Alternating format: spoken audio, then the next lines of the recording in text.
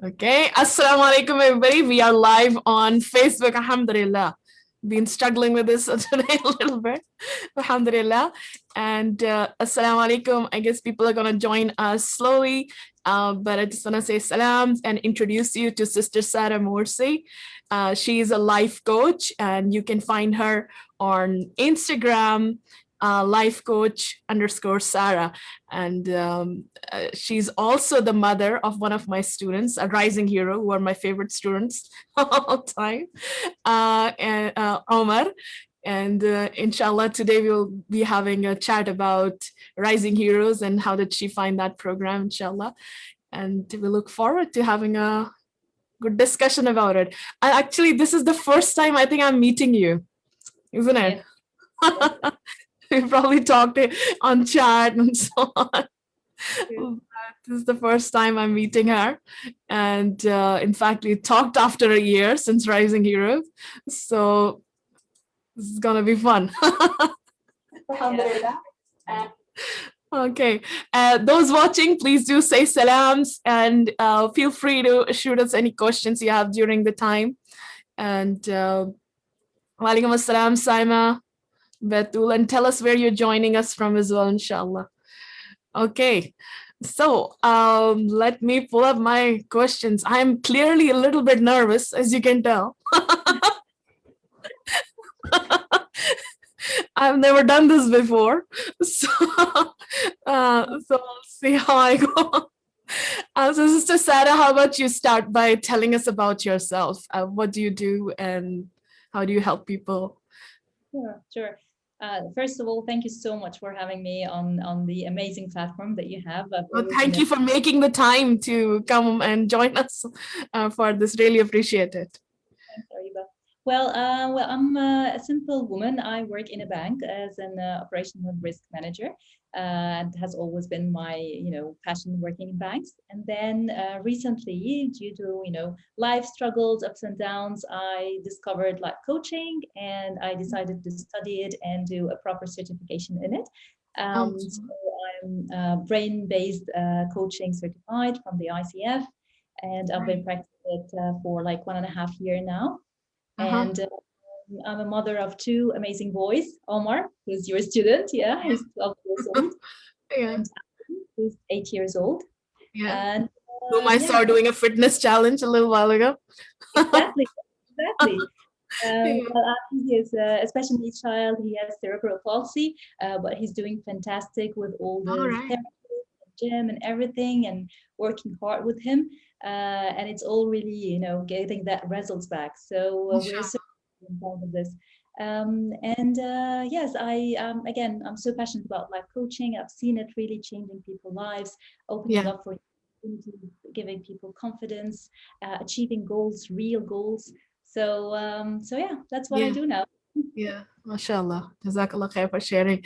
And mashallah, she has really great videos, both in Arabic and English. I think in Arabic, it's really, I found it rare. I don't know, maybe is that somebody doing these kind of videos. So inshallah, do check it out. So Omar did Rising Heroes last year in 2020, in middle of lockdown, peak of lockdown, I think, for most of us. And he was part of a team which decided, to my absolute surprise, at that time, they decided to work on mental health awareness. So that somebody brought it up to the team and they voted that, yeah, that's the issue that we want to work on. And it was very new to most of the team. Like the first 2 weeks, we were just struggling, like, what is this thing called mental health? So, but mashallah, they learned. We had interviews with experts and so on. And our team, mashallah, did a lot of stuff. They were I think, the biggest team in Rising Heroes. And the best, mashallah, work came from them. They created a comic about, so different kids wrote several different stories. We just published, actually, I haven't shared that with you. We just published that storybook. So we called it When Super Muslim Gets Sad. And some of the most, yeah, so different kids wrote different stories. Omar wrote a story in there. Then they organized a talk show about mental health awareness, where they would do different segments, completely organized by all the kids, mashallah. I was just there as a coach. That's my job there, not as a teacher. And they organized themselves, who's going to say what. They then came up with role plays where they were teaching how to, do breathing exercises and all that, mashallah. They, in one of the shows, they even invited a guest, mashallah, to interview. And they had a whole video series on mental health awareness. One of the girls even made a 9-minute movie about a little girl who is depressed and nobody notices that. So incredible work, mashallah, by these young heroes. And I'm really proud of that. I hope you are too, Omar, for what he achieved there, mashallah. Yeah, absolutely. Well, Omar loved the whole experience, starting from the topic, collaboration with the teams, getting to know different people. Your coaching was amazing as well. So everything, pumping that energy that you need to work more and more and hard and find ideas and create things. I think he did a kind of a comic strips, and he was very happy about it. And he was like, see what I done, and so proud of himself. And the topic was really, really essential. Again, within the pandemic, and everybody going down the hill with for that time especially. Yeah, you're right. Yeah, was very enlightening for them to understand what is it all about and how can we make it in a very nice way, interactive for people to understand and clear that message. So yeah, he really loved it. Yeah, mashallah. And so how do you think it has inspired him, or any changes you see in Omar post Rising Heroes? Well, I think awareness, of course, he's totally understanding what is about mental health, what do I need to do, whom do I need to speak to if I feel anything. His colleagues as well in the school, so now he understands that if someone is, a little bit depressed or is not feeling well, or maybe, his parents are struggling with something. So he comes and talks about these things with me as well, if there is something that's bothering any of his friends. So I think awareness is really key, that really helped him. The collaboration as well, and communicating with different people from all around the world was really massive. The beauty of Rising Heroes as well is more of, I remember that your introduction was really strong in providing some examples from Islam, the Islamic real heroes.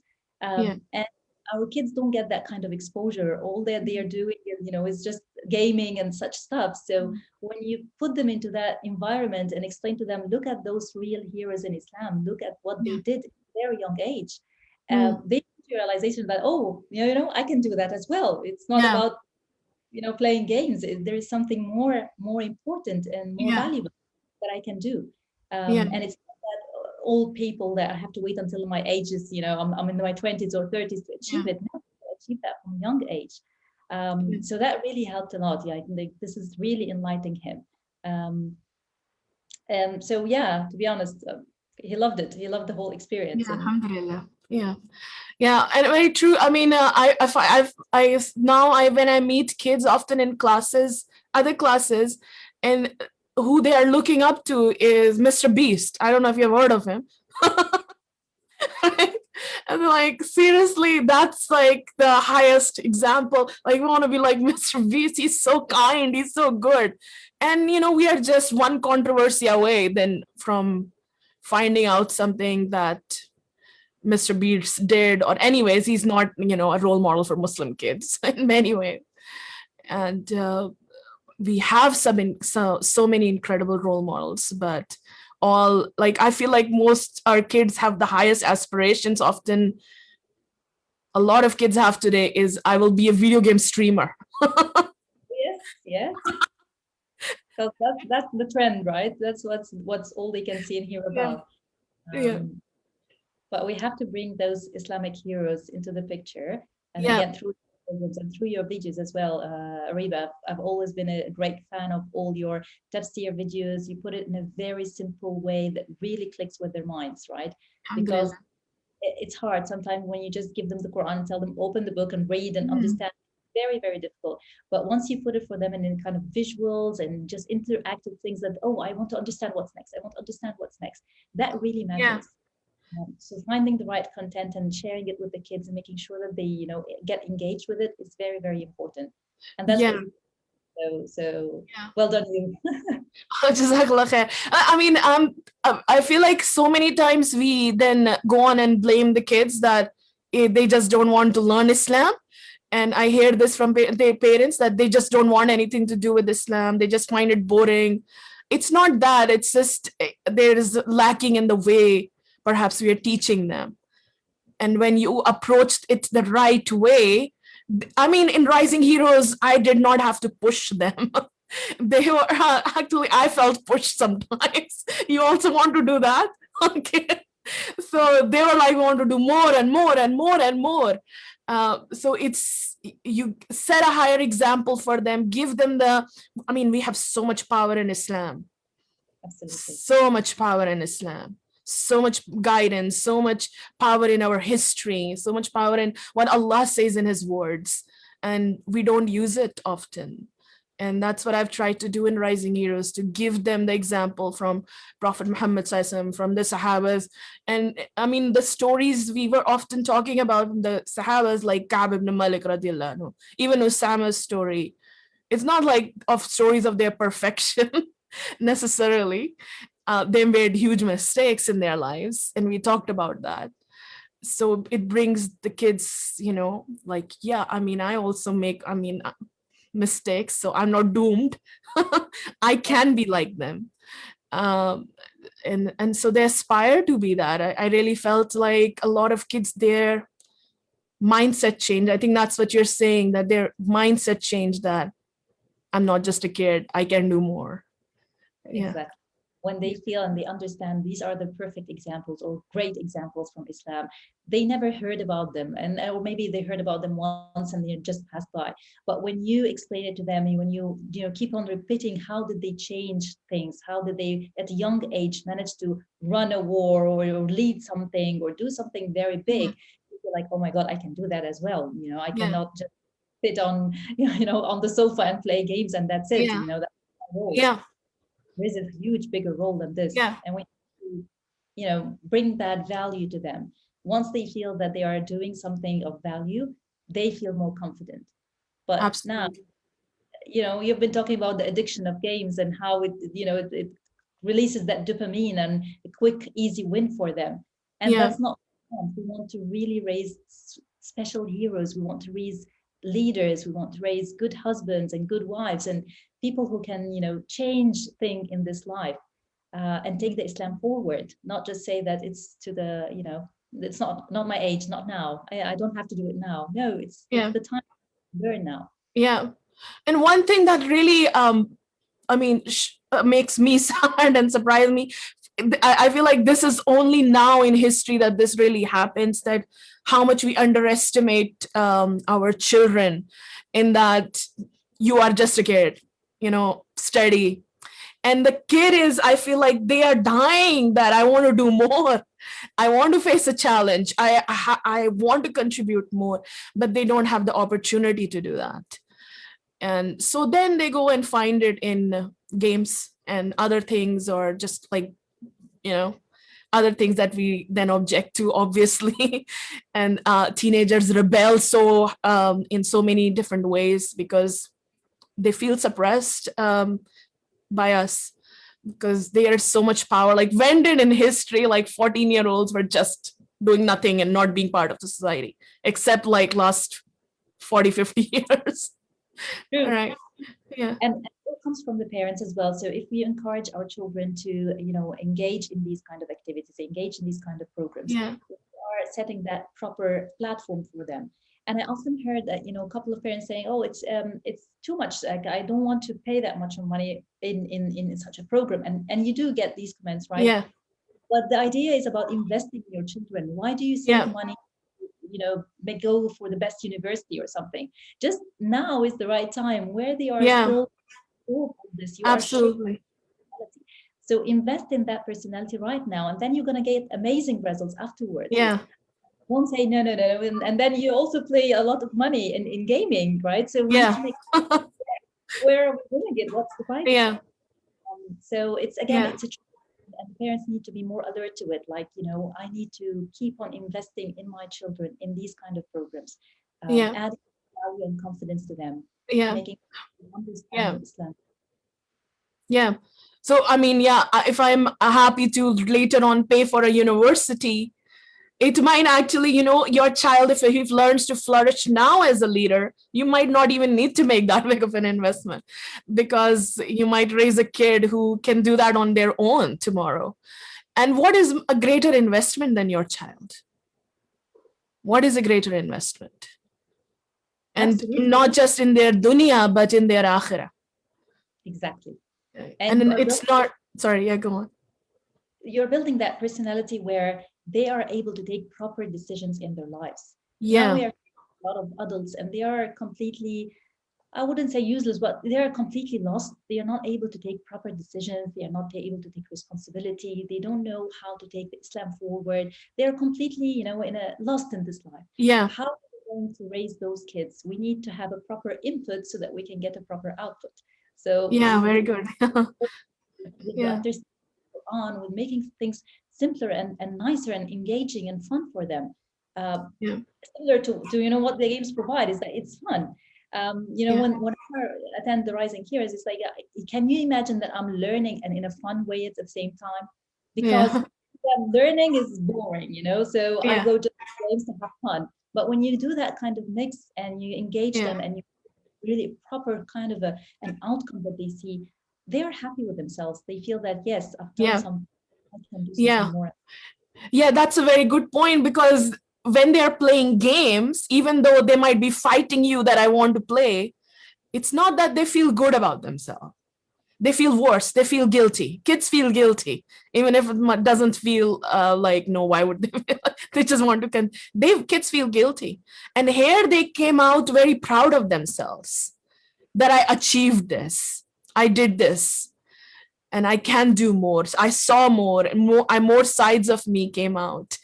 And it was easy, right? They are in a community who's racing towards something together. So they're pushing each other towards that. So it's fun for them. It's like, a group play really for them. And I'm just part of this team. They want to feel part. Like, that's one of the reasons, like, we see these network games rise in that. They want to feel part of something. You can be part of that, which makes you feel worse, destroys your life in so many ways. Or you could be part of something like this, where you're making a difference, you're growing in self-esteem, you're growing towards Allah subhanahu wa ta'ala as a confident Muslim. That, I mean, like you were talking about investment earlier, and the way I see it, you are not, I mean, so many parents, they give up on often their children, that you're never going to be an outstanding Muslim. You're going to be an average Muslim, because anyways, it's too hard for me, and you are lost in so many ways. So if you are just an okay Muslim, it's great. And they lower their standard. Yeah. And when they do that, they don't just lower their child's standards. That's just a ripple effect to several generations that will come after that. Absolutely. And that's not the right approach. So again, message to the parents, they need to really invest in their children, in learning in Islam, and put high expectations of your kids. Some people say, you know what, sometimes it's difficult for them to comprehend or to relate to real life, which is absolutely the opposite, right? They are playing Fortnite with, burgers that are flying and things that you can't imagine, right? Yeah. And they're happy with it and they digest and speak about it confidently. So if they can digest that and understand it, they definitely can understand Islam. Yeah. Going through the right, the right platform or the right program or the right, source that we can teach them that. Where is Islam and where is it coming from and what they can achieve. So very true. As parents to guide them. And there is, your program, and I read your videos are super amazing, because seriously, they are super amazing, super engaging, very simple, up to the point, and kids love them. So we need to give them more of that. And consistency is the key. So again, we need to keep on pumping that. It's not like one thing and turn off. You're like, I did that. Back to, No, Yeah. Like, you have to keep it as if your daily habit. It's your Yeah. habit. They enjoy Islam, and then they're gonna get out amazing output. Yeah. If not coming in, how do you expect from him to be a proper Muslim or a proper person or a person who Yeah. adds value to life? How do you expect that from them? Mm. So again, repetition and repetition and pumping that from them, different sources, different ways. Just keep it as a habit. Mm. And it takes patience and it takes time to build up Yeah. this easy quick thing that yes, I'm going to do that. No, it really needs patience and needs persistency and needs continuous. So bit by bit it can happen. Yeah. Yeah. So not give up, keep repeating, and be consistent in that. Not give up on your child, because if you give up and you don't believe in your child, then in this time there's unlikely there will anybody be who believes in your child. I mean, that's the thing that makes me like, oftentimes I mean, I do these trial classes where I was talking about Osama's Ibn Zayd radiallahu anhu story, and the kids are like super excited. I love the class. I want to do more. I want to be a rising hero. And then they go to their parent, and the parent is like, no, I don't know if I can pay the fees. It's too much, or so on. And my heart breaks at that point when I hear about kids like that. That you have a child who's telling you, I want to learn, I want to join an Islamic course. How rare is that in today's time? Who's saying, I want to be a leader, and then you tell that child no? I mean, that's just, I still, like, it's been so many years, I don't know how to deal with that, to be honest. It just makes me even angry sometimes. It's like, no, I mean, that's the biggest loss. Yeah. In that moment, if you tell that child no, then yeah. Yeah. We should definitely invest in our children. Seriously, that's a huge investment. And again, we are looking at, these crises that we see every day with teenagers, drug addiction or whatever they get into. And we say, oh, I never wish my son to be in that space, or what can I do to protect him? But we are not taking enough actions. Like, you Yeah. need to protect him now. You need to make sure that he's having that solid ground of information and practice, not just information, but as well, so that once he faces these challenges in life, he knows how to refuse that, he knows how to say no, he's confident enough, he has a background, right? He has a solid background, not that he knows nothing and then he faces these temptations in life and he's just going to give in to the first thing, because he has no solid background, he has no knowledge, he has no practice, he doesn't Yeah. see Islam, he doesn't practice Islam right. Yeah. So that's They don't huge value themselves, and they don't value the deen. at all. That's a recipe for disaster of their life. Absolutely. Yeah. So when the temptation strikes to go and take the easy road, go the wrong road, they 100% they will take that road, because they don't value themselves. So what if I harm myself in some way, risk myself? They will. Yeah. And they don't value the deen. So who cares what Islam says? So I mean, that's yeah, I mean, really, if we are thinking about the cost here, we really need to think about the cost there. That what's the consequence of it, of not investing in your child right now, not giving them this opportunity today? Absolutely. What will be the future? And then the pain that you have to bear because of that today, and then on the day of judgment, when I stand before Allah, what could I have raised? And Allah tells us, that we are the best of His creation. And that's your child. You don't have any idea what his potential is right now, but it is immense. It is. So, and one more thing I felt that at the time of the Prophet Muhammad Sallallahu Alaihi Wasallam, and because I tell this story so many times, Osama radiallahu anhu, like those kids had opportunity as well. Their parents believed in them, and their community and their parents gave them the opportunity to rise, to do more. They didn't tell them, no, just go and study for your exams. They were, Prophet Muhammad SAW would have kids sitting next to him in the meetings with the adults. They were part of the battles. That was the mission. They were part of any kind of, like, the Battle of Khandaq. They're part of building that, digging the ditch and so on. And so Prophet Muhammad SAW himself, when he was a kid, he was sitting with his grandfather in the meetings with the chiefs. They were not separated from the, adult war and the kids section. Yeah, you go there. So now I know today's time, kids don't have many opportunities, which call on them that be a leader. Here's an opportunity, make a difference in the world. And that's what I wanted to give kids with Rising Heroes, that here is an opportunity. I'm giving you that opportunity. I'll coach you. What do you care about? Make a difference in that. Do the best you can here. And here's a team for you as well, who will work with you in that.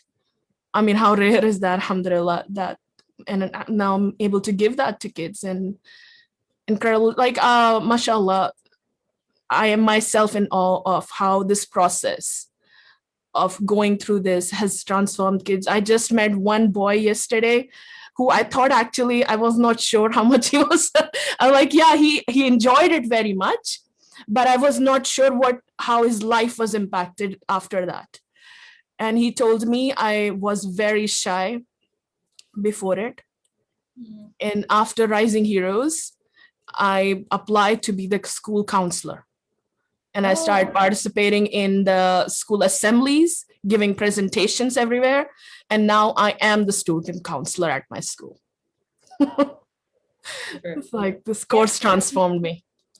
Because the skills, right? So they have the right platform, they have the right collaboration, you are coaching them, you're providing them with everything, knowledge and practice. So it's all in one place. And it's a very good program, like it's a very good duration of the program as well. It's very good. So they have intense work. And as you mentioned, the feeling of a team. So I remember Omar is like, so-and-so is my team, and I need to do this because she wants to. So again, the feeling that they are all connected and they are all working towards the same goal is really, really good. Yeah. And we know our Deen teaches us that as well, that your company shapes you. Prophet Muhammad SAW taught us that your company shapes you. So this company, and I feel like, parents like you are the ones, these kids are coming from parents like you who believe in their children, who have a higher standard from their children. So these children are different than what you would normally say, because their parents have believed in them so much that they made that investment. And they made that time commitment as well, that, yeah, you're going to do this for 8 weeks. And those kids made that investment, and they are so motivated. So that company has a massive impact on them that is just unmeasurable, that the impact of that. I mean, if you ask kids, the number one thing that comes on their lips is, I love the teamwork. I love that my team was doing that. I did not want to let my team down, so I was pushing myself to do more. So it's just amazing, alhamdulillah. One last question I have for you, and before that, and then after that, inshallah, we can wrap it up. As a life coach yourself, what benefits do you see that this type of course, which gives them the opportunity to see their value, what benefits do you as a life coach see or the damage you see of kids having low self-esteem and just low in confidence, and of this kind of course which raises their self-esteem? I don't know if people understand the significance of self-esteem so much, because Islamically also, we might be like, oh, but we should just be humble, but I mean, they're not contradictory concepts. You can be humble and have high self-esteem. Well, to be honest, the common theme of the challenges that we face in this life from adults are the lack of self-confidence. You see people in my organizations, either working in a big organization or having private business or whatever, they are adults and they lack confidence. And it's a huge, huge challenge. And you feel like, oh my God, I need to work on that from the early days. And believe it or not, it's all in Islam, and it's all around grounding them back to a proper goal, having a goal for them, having a value, something that they feel that I am adding a value here, whether Mm, that be in, and working as a team and getting it into a mental health program or whatever the other topics that you've been, because I know that you have different groups and each group was mm, managing something different, but the mm. idea of that they are achieving something, Yeah, feel that they are confident, they can do yeah, things and yeah, yeah, change a lot of concepts and a lot of things. So that's really, really huge and massive. And as I mentioned, the repetition is very important. So again, repeating that kind of program or making that kind of engagement with the kids is very, very important. And it starts from the young age, because now we're facing adults who are having huge lack of confidence. yeah. If They you could talk more about that, like how you encounter that in adults, that low self-esteem, how does that impact relationships or their work life? Sure, in your clients, you might have helped them and seen these kind of issues. it Yeah. highly, highly impacts. So it impacts on your feelings, your depression. You feel that you're not adding value. You don't want to be here anymore. Like, what is the use of me? I'm not able to change. I'm just, a middleman in the work, for example, or I don't feel the passion about something, or I don't feel the value from doing so. And so that's one of the really, really common things that we face even in relationships and breakups, and people are not able to feel comfortable or confident, or that they can do things for themselves, or they can build themselves up again after a divorce or after a breakup marriage or whatever it is. And you feel like, oh, we need to work from scratch again, how to pump in that energy back, how to pump in that self-esteem, how to work on motivating yourself again, how to engage yourself and have a proper goal so that you can achieve it. Mm, Can you measure that achievement and progress and see that you are the one that can achieve it? And mm, again, I would really emphasize on life coaching that what we do is different from counseling, yeah. right? Because life coaching, I don't tell you, you know what, Mm, Ariba, you've got to do 1, 2, 3, 4. In fact, I keep on asking questions that provokes your thinking, that helps you to reach to your answers, helps you to reach the solutions. Because mm, every brain works differently, right? What can be a solution for me might be different from a solution for you. So yeah. I don't answer right away. I know, I just, provoke your thinking, keep on working on that until you say, you know what, I'm going to do 1, 2, 3, 4, and I'm going to try it. And by the time of the engagement, you feel like, oh my God, I managed to achieve this. Like they Yeah. literally ask the question, say, can you imagine? I started off with literally zero, completely lost, no Yeah. self-esteem. I to start to now, I am the one who managed to achieve it, right? Yeah. I'm the Mashallah. one working, but the Yeah. client is the one who's achieving it. So that Yeah. gives you confidence. Like, if I can achieve this, all I need is just to set a goal for myself and try to work on it and work hard. Nothing comes easy, right? Like, Yeah. nothing in life is easy. You have to No. put Yeah. time and Keep effort. pushing. Yeah. Exactly. Yeah. Then you feel the difference. Yeah. Uh, so yeah, Yeah. Actually, I myself also go to a life coach. So those watching, I would highly recommend that. I mean, life coaching, I highly recommend it to keep you consistent in your goals, in your ups and downs and highs and lows. And one thing I find very difficult, I found it very difficult, was to find a Muslim life coach. So alhamdulillah, there is one here right in front of you.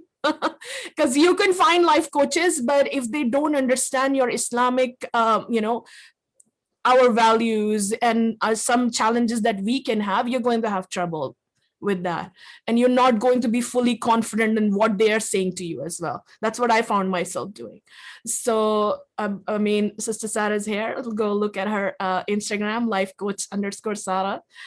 So, inshallah, I can tell you it will have a massive impact on your life. No doubt about it. I've experienced it myself firsthand. And in fact, that's one of the things we added to Rising Heroes this time.